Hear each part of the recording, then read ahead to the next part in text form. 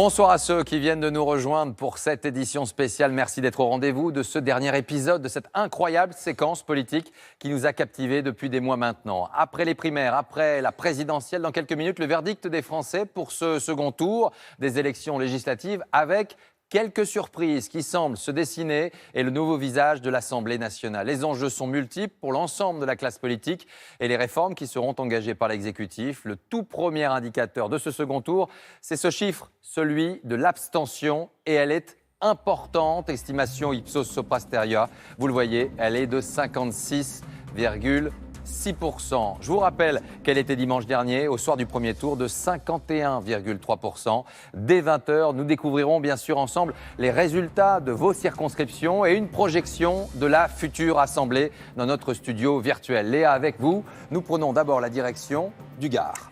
Oui Laurent, c'est une des circonscriptions qu'on va regarder avec grande attention ce soir, une circonscription symbolique, la deuxième du Gard, avec un duel au sommet. Gilbert Collard face à l'ancienne torera Marie-Sarah Lambert. Arnaud Comte, bonsoir. Gilbert Collard brigue un deuxième mandat dans le Gard. Est-ce qu'il y a de la fébrilité autour de lui ce soir ? Alors en tout cas, Gilbert Collard sait qu'il n'a pas beaucoup de marge puisqu'il est arrivé en tête ici au soir du premier tour avec seulement 48 voix d'avance sur sa rivale. Il est reparti en campagne dans l'entre-deux tours. Il a notamment reçu le soutien de Marion Maréchal Le Pen qui est venue lui rendre visite en personne. Mais signe d'une certaine fébrilité, il a aussi déclenché plusieurs polémiques. Il s'est ainsi filmé sur les réseaux sociaux en train de jeter un exemplaire du Midi Libre pour dénoncer la couverture médiatique qu'il juge partisane. Et puis lors d'un meeting, il a également insulté quelque peu ses électeurs en les traitant de feignants, en les appelant à se mobiliser pour lutter contre l'abstention. Est-ce que le message a été entendu?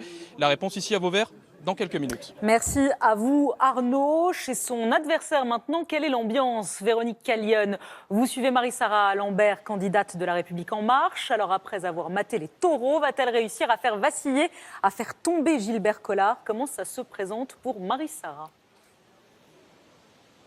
Eh bien, Marie-Sarah a toujours assuré qu'elle pouvait compter sur une réserve de voix importante dans le camp de ses adversaires du premier tour. Mais cette semaine, les deux candidates éliminées de France Insoumise et des Républicains n'ont pas donné clairement de consigne de vote en sa faveur. Jeudi, ici même à Aigues-Mortes, Marie-Sarah a reçu la visite de soutien du Premier ministre Édouard Philippe. Une façon pour elle de se dissocier de l'étiquette un peu collante du Parti socialiste. Nous verrons tout à l'heure si cette stratégie a payé. Merci Véronique. On part pour Forbach en Moselle dans la 6e circonscription où le taux d'abstention a été au premier tour de 62,53%. Sur place, Manuel Tissier. Manuel, vous êtes dans la circonscription où se présente pour la deuxième fois le vice-président du Front National, Florian Philippot. Il a obtenu dimanche dernier 23,79% des voix, mais rien n'est joué car le candidat de La République En Marche le talonne avec plus de 22%. Oui, ce n'est pas mission impossible pour Florian Philippot, mais mission très compliquée dans cette 6e circonscription de la Moselle. Certes, Florian Philippot, vice-président du Front National, est arrivé premier, le seul candidat FN de Moselle à parvenir à ce résultat, mais avec une marge, vous l'avez souligné, très minime, d'autant que les deux adversaires arrivés 3e et 4e, mais éliminés, ont tous les deux appelé à voter pour son adversaire de La République En Marche, Christophe Arendt. Alors, Florian Philippot a passé la semaine à tenter de mobiliser les abstentionnistes pour créer la surprise, mais à 17h, le taux de participation ici était très faible, 29%, soit 5 points de moins qu'au premier tour. Merci Manuel. Direction maintenant Béziers où l'on retrouve Caroline Thébault. Caroline, dans cette région Occitanie où vont vous retrouver deux circonscriptions attirent particulièrement l'attention avec des candidats du Front National en tête. C'est la 6e circonscription de l'Hérault où se présente l'épouse du maire de Béziers, Robert Ménard, et la 2e circonscription des Pyrénées-Orientales où se présente Louis Alliot, vice-président du parti et compagnon de Marine Le Pen. Oui, et le FN veut d'abord croire aux chances de victoire d'Emmanuelle Ménard. Elle est arrivée en tête au premier tour avec plus de 10 points d'avance sur la candidate La République En Marche, Isabelle Voyer. Alors la femme du maire de Béziers a-t-elle réussi à faire fructifier cette avance? A-t-elle pu séduire les électeurs de droite, notamment ceux du Parti des Républicains éliminés au premier tour? C'est tout l'enjeu pour elle aujourd'hui. Autre défi pour le Front National, à 100 km d'ici dans les Pyrénées-Orientales.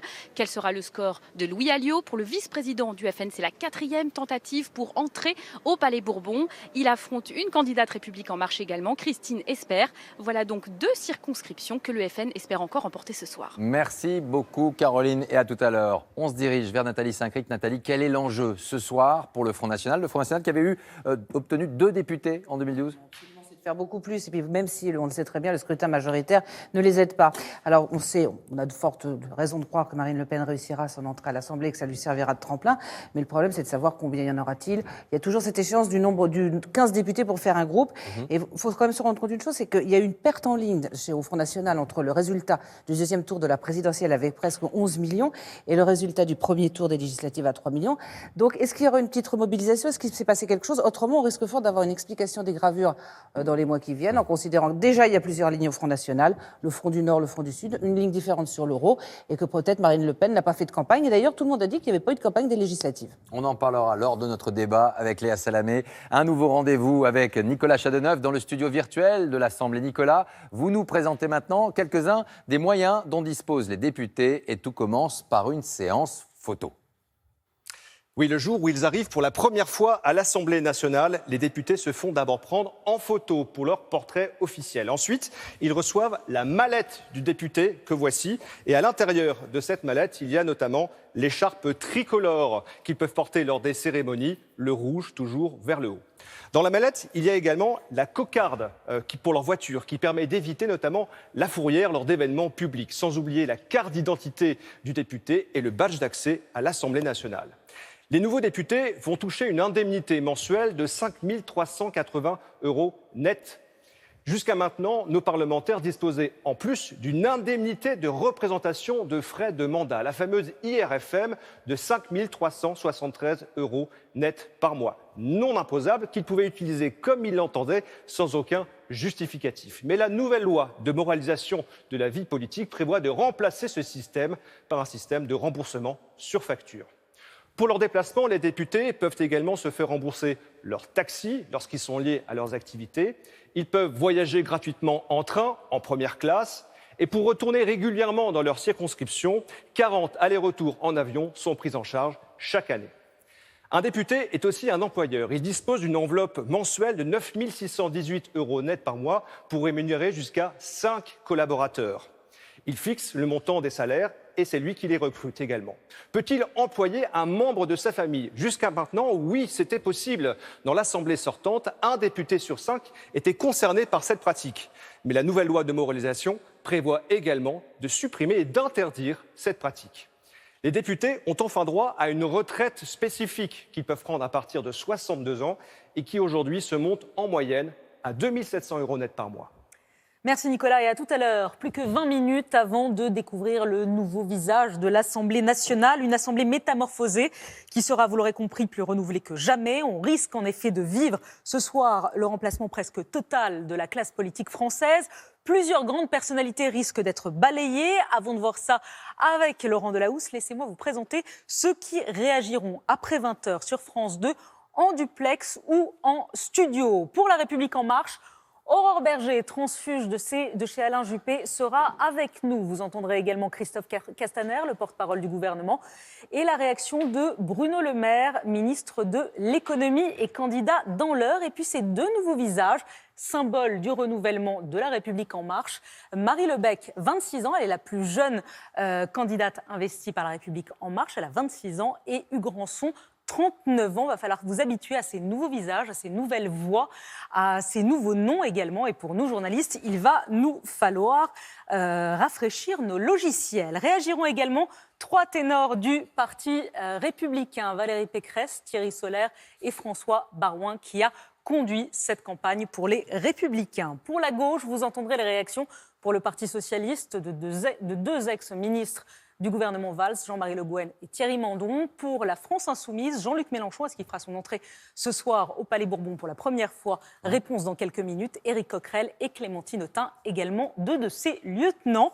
Enfin, pour le Front National, Marine Le Pen, Florian Philippot, Gilbert Collard et David Rachlin réagiront sur ce plateau. Laurent, c'est à vous pour nous faire un point des grandes personnalités qui sont en danger ce soir. Oui, arrêtons-nous maintenant sur l'une des circonscriptions parisiennes, la deuxième circonscription, celle où se présente l'ancienne ministre Nathalie Kosciusko-Morizet, qui, au-delà de l'affrontement politique, avec une semaine douloureuse, on retrouve sur place Clément Le Goff. Clément, la campagne de Nathalie Kosciusko-Morizet a été perturbée en raison de son hospitalisation. Un rappel, la semaine dernière, elle n'avait obtenu que 18% des suffrages. Elle était donc en ballottage très défavorable derrière le candidat de La République En Marche. Oui, 23 points de retard sur son adversaire, Gilles Legendre, le candidat de La République En Marche. La tâche s'annonce difficile pour Nathalie Kosciusko-Morizet.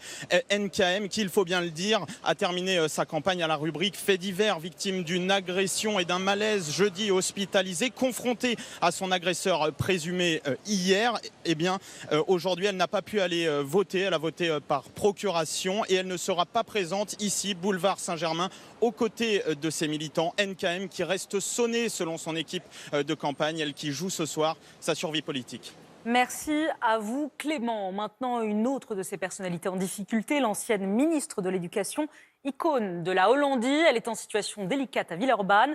Denis Sébastien, bonsoir. Najat Vallaud-Belkacem a été distanciée de 20 points par son adversaire au premier tour. Est-ce qu'elle a encore une chance de l'emporter ce soir ? Eh bien, cela s'annonce compliqué pour Najat Vallaud-Belkacem qui a obtenu 16% au premier tour contre 36% pour son adversaire de La République En Marche, Bruno Bonnell, un entrepreneur novice en politique. Alors Najat Vallaud-Belkacem peut compter sur le soutien du Parti communiste et d'Europe Écologie Les Verts qui ont appelé à voter pour elle, mais pas sur celui de la France Insoumise qui a pourtant réuni 14% des voix au premier tour. Alors l'ancienne ministre de l'Éducation nationale réussira-t-elle à rattraper son retard et à l'emporter ? Réponse très bientôt dans cette circonscription très marquée à gauche depuis de nombreuses années. Merci Denis. Nathalie, autre zone de turbulence ce soir du côté de la rue de Solferino. La vieille maison socialiste est en train de trembler. Elle a commencé à trembler très très fort dès le premier tour et on présageait à peu près 250 députés de perdus, ce qui n'est pas rien. Il y a des chefs qui sont battus comme Benoît Hamon, Jean-Christophe Cambadélis, une ligne qui est complètement perdue et le Parti socialiste qui est coincé en clair entre la radicalité d'un Jean-Luc Mélenchon et le social-réformisme d'un Emmanuel Macron, donc il ne trouve pas exactement sa voie. J'ajoute à ça une ruine financière, pas d'argent, pas de leader naturel. Alors on va voir qui est-ce qui peut émerger à l'Assemblée nationale. Est-ce une Marisol Touraine, un Manuel Valls? Feront-ils un groupe? Et en attendant, il va y avoir un Conseil national sous peu et un congrès bientôt. Et là, on va tout remettre sur la table. Et c'est l'année zéro pour le Parti socialiste. Affaire à suivre. David Racheline, qui sera notre invité du Front National dans quelques minutes, Léa. Laurent, elle nous surveille, elle nous surplombe depuis la mezzanine de ce studio. C'est Marie-Sophie Lacaro. Marie-Sophie, éclairez-nous. Si on habite au hasard Bourg-en-Bresse, La Rochelle ou Pont-Saint-Esprit, comment on fait pour connaître les résultats dans notre ville ou dans notre région? En clair, comment on trouve le résultat de sa circonscription sur le web? Eh ben, c'est la réponse la plus facile à donner de la soirée. Ça se passe sur notre site internet franceinfo.fr. Vous cherchez cet onglet, vous rentrez le nom de la commune ou de la circonscription qui vous intéresse, Pont-Saint-Esprit par exemple, comme vous l'avez suggéré Léa, et vous obtenez dès 20h le nom de votre député pour les 5 années à venir. Sinon, ce que je peux vous dire, c'est qu'en ce moment, il y a vraiment beaucoup d'activités sur Internet, sur les réseaux sociaux et sur notre live France Info. Nos journalistes, en ce moment, reçoivent des informations, des commentaires, des questions toutes les 10 secondes. Ce qui remonte pour le moment, c'est beaucoup de photos, de bulletins un peu originaux qui ont été trouvés lors des dépouillements dans les bureaux de vote. Sinon, restez là, j'ai encore autre chose. Ce sont les questions qui ont été les plus posées sur le moteur de recherche Google aujourd'hui. Des questions sur l'Assemblée nationale. Et là, qu'observe-t-on? Eh bien que les électeurs, les internautes en tout cas, c'est comme s'ils étaient déjà passés à autre chose. Ils s'interrogent sur l'avenir. Le genre de questions, qui choisit le président de l'Assemblée nationale? Ou encore, regardez, de quoi dispose un député à l'Assemblée? Là, c'est simple, Nicolas Châteauneuf vous l'a dit tout à l'heure. Merci Marie-Sophie, à tout de suite. Dans moins de 15 minutes maintenant, nous découvrirons quel sera le visage de la nouvelle Assemblée nationale. Qui obtiendra la majorité? On suit cela de près du côté du Palais de l'Élysée, mais également chez les Républicains au Parti socialiste, au siège de La République En Marche, chez les Insoumis ou au Front National. Comme pour la présidentielle, ce sont ces milliers de bulletins qui symboliquement se dirigeront vers ce studio virtuel et nous découvrirons ensemble ces premières estimations avec des annonces de surprise ce soir. La suite des circonscriptions, c'est avec vous Léa. Et oui, question à présent. Montreuil sera-t-elle insoumise ce soir? Le lieutenant-chef de Jean-Luc Mélenchon, Alexis Corbière, est arrivé second dans sa circonscription de Seine-Saint-Denis dimanche dernier. Maryse Burgot, bonsoir. Comment est-ce que ça se présente pour le second tour du côté de Montreuil? Eh bien, le match n'est pas plié ici ce soir, il est même très serré. Oui, Alexis Corbière est arrivé en deuxième position derrière la candidate de la République En Marche, Halima Menouj, mais à seulement 3 points. Le porte-parole de la France Insoumise entend bien compter sur le report des voix communistes pour rattraper ce retard. C'est vrai que nous sommes ici sur une circonscription entre les villes de Bagnolet et de Montreuil, historiquement très à gauche. Pas de quoi inquiéter en revanche la candidate de la majorité présidentielle. Elle entend bien surfer sur la dynamique autour d'Emmanuel Macron pour l'emporter ce soir. Merci Maryse. Direction maintenant Flic Secours dans la Somme. On retrouve sur place Marianne Masse. Marianne, dans la première circonscription de la Somme, le parti de Jean-Luc Mélenchon, la France Insoumise, compte sur un autre de ses candidats pour l'emporter. Il s'agit de François Ruffin, auteur du documentaire Merci Patron. Il s'est qualifié pour le second tour dimanche dernier en obtenant plus de 24% des voix. C'est cela ? Oui, 24,32% très exactement pour le candidat de la France Insoumise, qui ne se voyait pas d'ailleurs au deuxième tour. C'est 10 points de retard par rapport à son rival de la République En Marche, l'ancien socialiste maire d'Abbeville, Nicolas Dumont. Alors François Ruffin a obtenu le soutien du Parti socialiste de la Somme et de sa candidate malheureuse du premier tour, Pascale Boitard, l'ancienne secrétaire d'État Manuel Valls, qui n'avait réuni que 7% des voix au premier tour. Alors deux grandes inconnues ici ce soir, notamment le comportement des électeurs du Front National qui avaient recueilli 15% des voix au premier tour, et puis la mobilisation à 17h dans la Somme, elle était estimée à 35,39%, à savoir en baisse de 5% par rapport à la même heure dimanche dernier. Merci Marianne. Marianne à Flic Secours. Nathalie, même question que pour les autres partis. Que doit attendre la France Insoumise? Qu'est-ce qu'elle espère finalement de cette séquence après la présidentielle qui était importante pour Jean-Luc Mélenchon? Très bonne séquence présidentielle pour Jean-Luc Mélenchon et séquence plutôt moyenne pour les législatives. Alors lui n'est pas en question, d'ailleurs il a tout fait. Choisir une circonscription dans les Bouches-du-Rhône dans laquelle il a fait 39% au présidentiel. On ne peut pas dire qu'il ait choisi la difficulté, mais son objectif c'est d'incarner toute l'opposition, rien que l'opposition autour de lui. Donc un objectif, atteindre les 15 députés pour faire un groupe et si possible sans s'allier aux communistes. Et pour lui c'est extrêmement important d'incarner toute cette opposition avec tous ces députés de la France Insoumise. Merci Nathalie. On avance avec vous Léa. Oui, et je vais vous repasser la main, Laurent, parce que vous allez nous faire vivre quelques-uns des temps forts de l'Assemblée nationale, cette agora où on vit, où on vibre, où on débat. Vous revenez sur quelques-uns des moments marquants. Oui Léa, voilà, on se retrouve maintenant sur ce perchoir de l'Assemblée nationale dans notre décor virtuel pour vivre, vous allez le voir, quelques-uns de ces moments qui ont marqué l'histoire de l'hémicycle. Quelques-unes des grandes lois de société qui ont été votées entre ces murs, sur ces bancs, par les députés, de façon parfois, on va le voir, assez houleuse. On se souvient récemment du débat sur le mariage pour tous, combat porté par la garde des Sceaux, Christiane Taubira, l'abolition de la peine de mort de Robert Badinter ou encore la légalisation de l'avortement portée par Simone Veil, c'était en 1974. Souvenez-vous, petit retour en arrière et en images. Aucune femme ne recourt de gaieté de cœur à l'avortement. Il suffit d'écouter les femmes. J'ai l'honneur, au nom du gouvernement de la République, de demander à l'Assemblée nationale l'abolition de la peine de mort en France. C'est l'Assemblée nationale en pleine crise de nerfs. La députée UDF Christine Boutin empêchée de se précipiter vers le banc du gouvernement, l'hémicycle en ébullition. Messieurs les députés, le Premier ministre vient... Monsieur, s'il vous plaît, vous pouvez vous asseoir et ne pas chanter dans cet hémicycle. Asseyez-vous. Monsieur le Président, Allez, écoutez. Mesdames et messieurs les députés, mais surtout messieurs, visiblement... Je n'ai pas, monsieur le député, je n'ai jamais eu de compte à l'étranger, ni maintenant, ni avant. Qu'est-ce que le mariage homosexuel va enlever aux couples hétérosexuels ?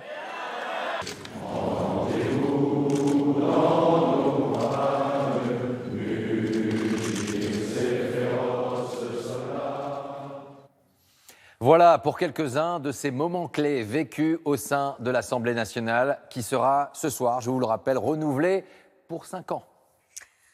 Plus que 8 minutes avant de connaître le visage de la nouvelle Assemblée nationale et on vous annonce d'ores et déjà des surprises pour 20h alors que vous voyez la jeune Marie Le Pen, candidate pour En Marche, la plus jeune candidate investie d'En Marche qui arrive dans les studios de France Télévisions. C'est une soirée importante ce soir pour l'ex-premier ministre. Manuel Valls sera-t-il réélu ou battu dans son fief d'Évry? Il est arrivé en tête au premier tour de ces législatives face à la candidate de la France Insoumise. Arnaud Boutet, est-ce qu'il y a du suspense à Évry? Oui, c'est ce que souhaite en tout cas Farida Amrani, la candidate de la France Insoumise, certes arrivée deuxième dimanche dernier, avec 8 points de retard sur Manuel Valls, mais qui répète qu'elle peut rattraper son retard. Alors, elle a reçu, figurez-vous, le soutien de Benoît Hamon, qui en profite pour régler ses comptes avec l'ancien Premier ministre. Manuel Valls, lui-même appuyé par des ministres du gouvernement précédent, par des maires de droite ici dans la circonscription, ainsi que par Serge Dassault, sénateur LR, mis en examen pour des soupçons de fraude électorale. Mais qu'importe, Manuel Valls est arrivé tout à l'heure vers 18h30 ici à la mairie d'Évry, tout sourire devant les photographes, et on verra si cela signifie quelque chose dans les heures qui viennent. On part maintenant pour hier dans l'Essonne. On retrouve sur place Anne-Claire Poignard. Anne-Claire, dans la 4e circonscription, l'ex-candidate à la présidentielle, député sortant, Nicolas Dupont-Aignan, n'est pas arrivé en tête dimanche dernier. Il est devancé par le candidat de La République En Marche et joue sa place ce soir. Absolument, il espère que cela sera serré. Nicolas Dupont-Aignan, le candidat de Debout la France, qui est en difficulté pour la première fois depuis son entrée à l'Assemblée nationale en 1997. À peine 30% des voix au premier tour, c'est 6 points de moins que son rival, le candidat de La République En Marche. Alors toute la semaine, il a mis les bouchées doubles pour tenter de convaincre les abstentionnistes de se rendre aux urnes, pour tenter de séduire les électeurs de la France Insoumise et puis pour tenter d'expliquer, de réexpliquer son rapprochement avec Marine Le Pen pendant la présidentielle. Rapprochement bien mal compris ici, il faut bien le dire. On saura d'ici quelques minutes s'il a gagné son pari. Merci à vous, Anne-Claire. Direction Nice à présent, où Éric Ciotti est l'un des rares ténors des Républicains qui est arrivé en tête au premier tour dimanche dernier. Il se présente pour un 3e mandat de député dans les Alpes-Maritimes. Julien Cholin, bonsoir. J'imagine qu'il y a de la tension ce soir à Nice. Et oui, car le duel est extrêmement serré entre Éric Ciotti et sa challenger de La République En Marche, Caroline Reverso-Megnetti. L'un brigue donc son 3e mandat, quand l'autre était quasiment inconnu du grand public il y a quelques semaines. Une jeune avocate de 31 ans qui est parvenue à se faire un nom au point de talonner le député sortant dimanche dernier. 1000 voix d'écart entre elle et Éric Ciotti, qui était l'un des rares candidats républicains en tête ici sur la Côte d'Azur. Le suspense s'annonce tout aussi tendu ce soir, avec une participation toutefois en légère baisse, moins 2 points à 18h par rapport à dimanche dernier. Merci Julien, à tout à l'heure. Nathalie, les Républicains rêvaient d'un sursaut, finalement d'incarner une opposition forte face à La République En Marche. Le pari, c'est ça l'enjeu de ce soir. C'est l'enjeu de voir s'il y a eu ce fameux sursaut après une longue descente aux enfers. Je ne sais pas si vous vous souvenez, le 7 mai, après le 2e tour de la présidentielle, François Baroin parle de cohabitation. Il rêve alors de 300 députés. Et puis, 15 jours après, il parle de coalition. On est à 200. Et dans les 15 derniers jours, il priait le ciel d'obtenir au moins 100 députés. Donc, on va voir ce soir si effectivement ce pari est atteint. Et deuxièmement, ce qui sera intéressant, c'est de scruter, de regarder la composition de ces députés, qu'ils soient 90 ou 100, pour savoir quels sont les Macron compatibles, des gens comme Thierry Solaire ou Franck Riester, ou alors des durs de chez durs, c'est-à-dire ceux qui sont plutôt sur la ligne de Laurent Wauquiez ou d'Éric Ciotti. Merci Nathalie. Léa. Nathalie et Laurent, on entre dans la toute dernière ligne droite avant 20h, dans 5 minutes exactement. Vous pourrez découvrir le visage de cette Assemblée nationale. Brice Tinthirier nous livrera sa toute première analyse. Brice, vous avez les tendances, vous ne pouvez rien dire, vous n'avez pas le droit, mais qui se dessinent. Il y a des choses qui se dessinent et il y a quelques surprises. Et en attendant, je salue les premiers invités qui se sont installés à nos côtés. Éric Coquerel pour La République En Marche. Bonsoir. Bonsoir à Jean-Marie Le Guen pour le Parti Socialiste. Bonsoir. Valérie Pécresse, bonsoir à vous. Et David Racheline, bonsoir pour le Front National. Valérie Pécresse pour les Républicains. Mais faut-il le préciser? Voilà pour vous. On vous donne la parole dans quelques instants. On recueillera vos réactions. Mais pour l'heure, on repart retrouver Astrid Mesmorian au siège d'En Marche. Astrid, est-ce que la température monte? Est-ce que la pression monte également chez vous? Oui, tout à fait. La température monte exactement. Il y a de plus en plus de monde qui est en train de guetter les premières estimations. Alors l'Assemblée nationale devrait être macroniste, mais à quel point, c'est la question ici. La droite va-t-elle résister? C'est une autre question. Vous savez, on est un peu sur la même tonalité qu'il y a une semaine ici. Il y aura de la joie, sans aucun doute, mais pas de rodomontade, pas de triomphalisme. Tout le monde a bien conscience aussi qu'une si faible participation, c'est un problème d'adhésion, c'est un problème de représentativité, même si in fine la majorité s'avérait pléthorique. Catherine Barbaroux, tout à l'heure, dans pas très longtemps, va prendre la parole. C'est la présidente par intérim de La République En Marche pour commenter ces premiers résultats qui vont tomber d'un instant à l'autre. Merci à vous, Astrid. Et je vous représente Éric Coquerel, parce que vous n'êtes pas de La République En Marche, mais de la France Insoumise. Pardon, mais la culpa. En revanche, La République En Marche est représentée ce soir sur ce plateau par Aurore Berger. Bonsoir à vous et à tout à l'heure. Oui, parallèlement à nos invités politiques, cette nouvelle donne politique, il faudra également l'analyser à chacun son regard. De nombreux éditorialistes, économistes, philosophes seront ce soir au rendez-vous. Parmi eux, avec nous dans un instant, Soysig Kemener, rédactrice en chef au service politique de Marianne, et Karl Meeus, rédacteur en chef au Figaro Magazine. Bonsoir à tous les deux. On vous retrouve tout à l'heure. Et puis on va prendre la direction maintenant de Thierry Curté. Vous êtes au siège des Républicains. Thierry, quelle est l'atmosphère ce soir? Il est 19h57, il reste 3 minutes. Espoir de sauver la mise ce soir? En tous les cas, pas beaucoup d'ambiance ici, puisqu'il y a essentiellement des journalistes et quelques responsables politiques qui commencent à avoir les premiers résultats des bureaux qui fermaient à 18h. Et depuis 19h, on commence à voir les figures un peu changer. Je vous rappelle, l'objectif ici, c'est d'avoir environ une centaine de députés, peut-être même un peu plus, un chiffre qui permettrait d'aborder les débats sur la ligne politique avec un peu plus de sérénité si c'était le cas. Merci à vous Thierry. Dernier duplex avant les résultats de 20h. On vous retrouve Jean-Baptiste Marteau à Hénin-Beaumont. Le Front National qui joue gros ce soir. Pourra-t-il constituer un groupe? On le saura dans moins de 2 minutes.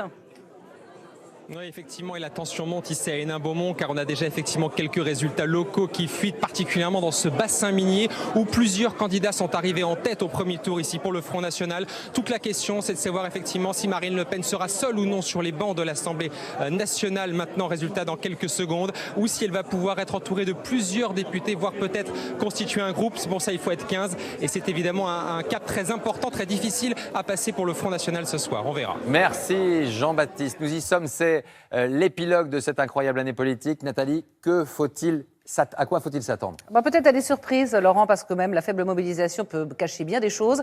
On va scruter tout particulièrement le nombre de députés, la France Insoumise, et le nombre de députés, les Républicains, et si la vague En Marche est aussi forte qu'annoncée. Nous y sommes, c'est l'épilogue de cette incroyable année politique. Une révolution du paysage politique qui s'est dessinée au fil des scrutins. Nous allons découvrir tout cela ensemble. Estimation ipsos soprasteria pour France 2.